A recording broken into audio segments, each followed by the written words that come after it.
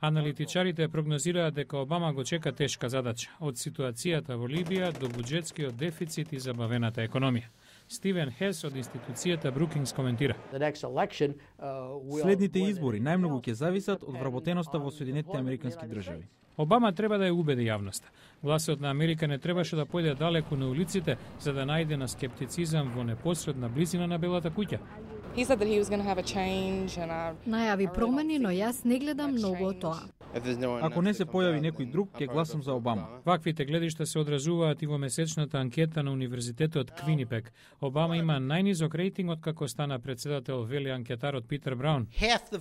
Половина од гласачите, 50%, велат дека Обама не заслужува втор мандат. 41% повторно би го дале гласот за него. Штабот на Обама ги поднесе потребните документи до Федералната изборна комисија и сега може да почне да собира донации.